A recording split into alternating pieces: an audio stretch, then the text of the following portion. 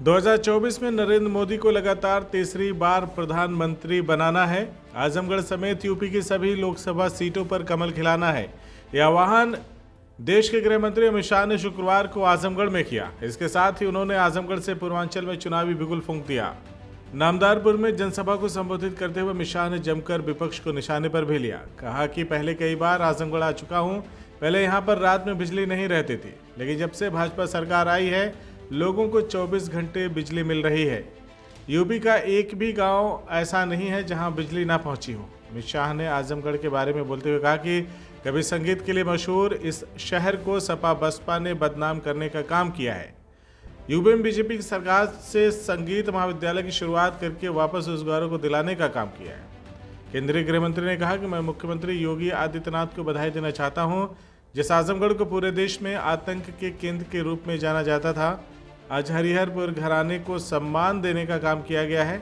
उनके सम्मान में संगीत महाविद्यालय की नींव रखने का काम यहां हुआ है। वहीं विरोधियों पर निशाना साधते हुए अमित शाह ने कहा कि सपा और बसपा ने अपने कार्यकाल में आजमगढ़ की छवि खराब करने का काम किया था। आज योगी आदित्यनाथ के नेतृत्व में आजमगढ़ को वापस उसका सम्मान मिला है। सपा और बसपा के कार्यकाल में यूपी की पहचान दंगा के लिए होती थी, लेकिन जब से यूपी में योगी आदित्यनाथ की सरकार बनी है उन्होंने एक भी दंगा नहीं होने दिया। उत्तर प्रदेश विकास के रास्ते पर चल पड़ा है। आजमगढ़ विकास की नई पहचान बना रहा है। उन्होंने कहा कि आजमगढ़ कभी अपने संगीत के लिए जाना जाता था। आज संगीत को सम्मान देते हुए इस महाविद्यालय का शिलान्यास हुआ है, जिसके नाम में ही हरि और हर वह अपने आप में संपूर्ण होता है। इससे पहले गृह मंत्री अमित शाह और सीएम योगी ने नामदारपुर में 4,583 करोड़ की 117 परियोजनाओं का लोकार्पण और शिलान्यास किया। वहीं जनसभा को संबोधित करते हुए मुख्यमंत्री योगी आदित्यनाथ ने कहा कि ऋषि मुनियों, स्वतंत्रता सेनानियों और साहित्यकारों की इस धरती पर मैं गृह मंत्री अमित शाह का स्वागत करता हूं। प्रधानमंत्री नरेंद्र मोदी के नेतृत्व में भारत दुनिया में एक नया आयाम पेश कर रहा है। प्रधानमंत्री और गृह मंत्री शाह के मार्गदर्शन में उत्तर प्रदेश विकास के पथ पर आगे बढ़ रहा है।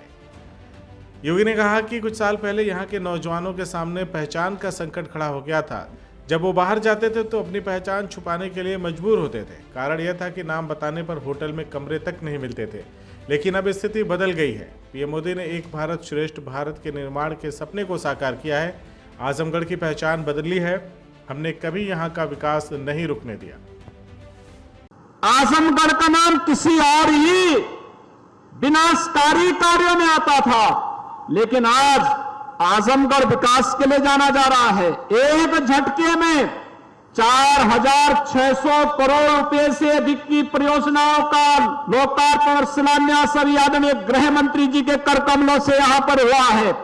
ये दिखाता है कि एक एक पाई आज विकास के लिए आपके लिए लग रहा है। कहीं पर हाईवे और सड़क के कार्य हो रहे हैं, कहीं पर पॉलिटेक्निक बन रहा है, कहीं डिग्री कॉलेज बन रहा है, कहीं पर इंटर कॉलेज बन रहा है, कहीं हर घर नल की योजना बन रही है। और जहां पर कल्याणकारी योजनाओं का कार्य हो तो भाइयों बहनों, गरीब को मकान का मामला हो, शौचालय का मामला हो, विद्युत कनेक्शन का मामला हो, आयुष्मान भारत की योजना का मामला हो, और कोरोना कालखंड में तो उत्तर प्रदेश के 15 करोड़ लोगों को आदरणीय प्रधानमंत्री जी ने फ्री में राशन की सुविधा उपलब्ध करवाई। फ्री में राशन। मित्रों, हरिहरपुर घराना जिसके नाम में ही हरि और हर दोनों हो, वो हमेशा संपूर्ण होता है।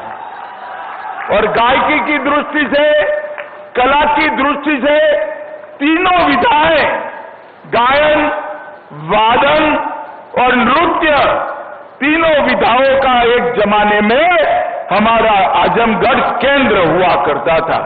ये हरिहरपुर संगीत के घराने के पद्म विभूषण चन्नूलाल मिश्र, अंबिका मिश्र, डॉक्टर मनोज कुमार मिश्र, ऐसे ढेर सारे राष्ट्रीय और अंतर्राष्ट्रीय ख्याति प्राप्त सभी कलाकारों को आज बहुत आनंद होगा कि इसी आजमगढ़ के अंदर संगीत का विद्यालय शुरू हो रहा है।